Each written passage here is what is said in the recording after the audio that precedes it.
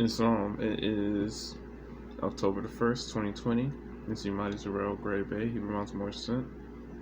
First, I'm going to be reading from the Circle 7 Quran, chapter 27, the Holy Unity of the Rich and the Poor.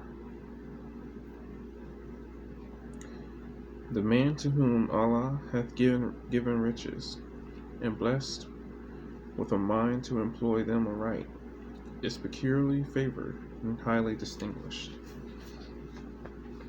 He looketh on his wealth with pleasure, because it affordeth him the means to do good. He protecteth the poor that are injured. He suffereth not the mighty to oppress the weak. He seeketh out objects of compassion. He inquireth into their wants. He relieveth them with judgments, and without obstination. He assisteth and rewardeth merit. He encourageth ingenuity, and liberally promoteth every useful design. He carrieth his own great works. His country is enriched. The labor is employed. He formeth new schemes, and the arts receive improvement. He considers the superfluities of his table as belonging to the poor of his neighborhood, and he defraudeth them not. The benevolence of his mind is not checked by his fortune. He rejoiceth therefore in riches, and his joy is blameless. But woe unto him that heapeth up wealth in abundance, and rejoiceth alone in the possession thereof, that grindeth the face of the poor, and considereth not the sweat of their brows. He driveth on oppression without feeling. The ruin of his brother disturbeth him not. The tears of the orphan he drinketh as milk. The cries of the widow are music to his ears. His heart hardened with the love of wealth. No grief or distress can make impression upon it. But the curse of iniquity pursueth him. He liveth in continual fear. The anxiety of his mind and the rapacious desires of his own soul take vengeance upon him for the calamities he has brought upon others. Oh, what are the miseries of poverty in comparison with the gnawing of this man's heart? Let the poor man comfort himself, yes, rejoice, for he hath many reasons. He sitteth down to his morsel in peace. His table is not crowded with flatterers and devourers. He is not embarrassed with a train of dependents, nor teased with the clamors of solicitations. Debarred from the dainties of the rich, he escapeth also their diseases.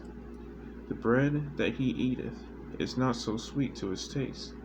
The water he drinketh is not so pleasant to his thirst. Yea, far more delicious water than the richest draughts of the luxurious. His labor preserveth his health, and procureth him a repose, to which the downy bed of sloth is a stranger. He limiteth his desires with humility, and the calm of contentment is sweeter to his soul than all the acquirements of wealth and grandeur. Let not the rich therefore presume on his riches, nor the poor in his poverty yield to despondence, for the providence of Allah dispenseth happiness to them both. And next I'll read chapter 28. Holy instructions from the Prophet, Master and Servant. Repine not, O man, at the state of servitude. It is the appointment of Allah, and hath many advantages. It removeth thee from cares and solicitudes in life. The honor of a servant is his fidelity. His highest virtues are submission and obedience. Be patient, therefore, under reproofs of thy master, and when he rebuketh thee, answer not again. The silence of thy resignation shall not be forgotten. Be studious on his interests, be diligent in his affairs, and faithful to the trust which he reposeth in thee. Thy time and thy labor belong unto him. Defraud him not thereof, for he payeth thee for them. And thou who art a master, be just to thy servant. If thou expectest from him fidelity, and reasonable in thy commands, if thou expecteth ready obedience. The spirit of a man is in him. Severity and rigor may create fear, but can never command love. Mix kindness with reproof, and reason with authority. So shall thy admonitions take place in his heart, and his duty shall become his pleasure. He shall serve thee faithfully from the motive of gratitude. He shall obey thee cheerfully from the principle of love, and fail thou not in return to give his diligence and fidelity their proper reward.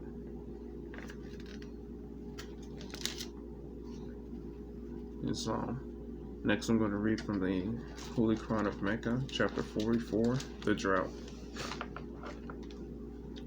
In the name of Allah, the Beneficent, the Merciful, Beneficent God, by the book that makes manifest, we revealed it on a blessed night. Truly, we are ever warning. Therein is made clear every affair full of wisdom.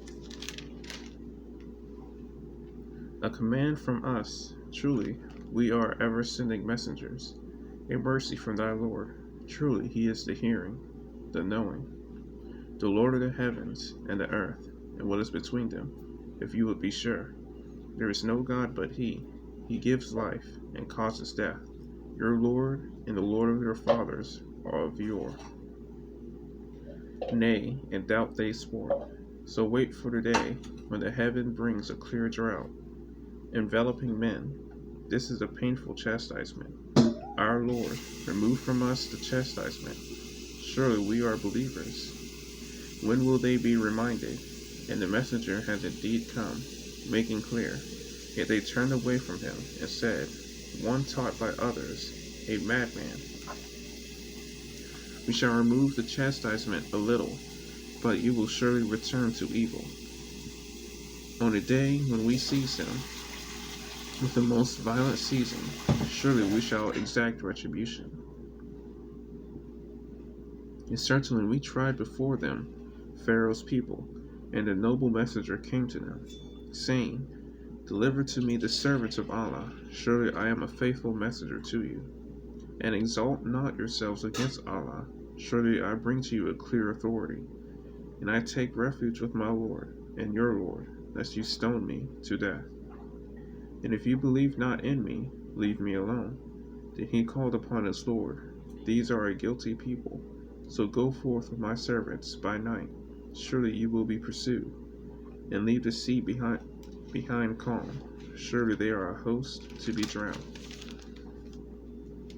How many of the gardens and springs they left behind, and cornfields and noble places, and goodly things wherein they rejoice. Thus it was, and we made other people inherit them. So the heaven and the earth wept not for them, nor were they respited. And we indeed delivered the children of Israel from the abasing chastisement. From Pharaoh, surely he was a haughty prodigal. And certainly we chose them above the nations, having knowledge. We gave them signs, wherein was clear blessing. These do indeed say, there is naught but our first death. We shall not be raised again.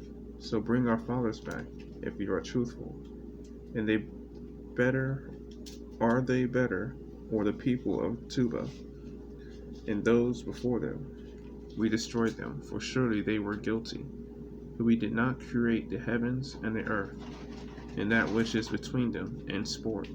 We created them not, but with truth. But most of them know not. Surely the day of decision is the term of them all. The day when friend will avail friend, and not, nor will they be helped, save those of whom Allah has mercy. Surely he is the mighty, the merciful. Surely the tree of Zakum is the food of the sinful. Like molten brass it seethes in their bellies, like boiling water.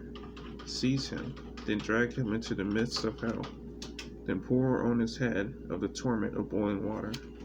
Taste thou art forsooth, the mighty, the honorable. Surely this is what ye doubted. Those who keep their duty are indeed in a secure place, in gardens and springs, wearing fine and thick silk, facing one another. Thus shall it be, and we shall join them to pure, beautiful ones. They call therein for every fruit in security. They taste not therein death, except the first death, and he will save them from the chastisement of hell. A grace from thy Lord, this is the great achievement. So we have made it easy in thy tongue, that they may remind. Wait then, surely they too are waiting.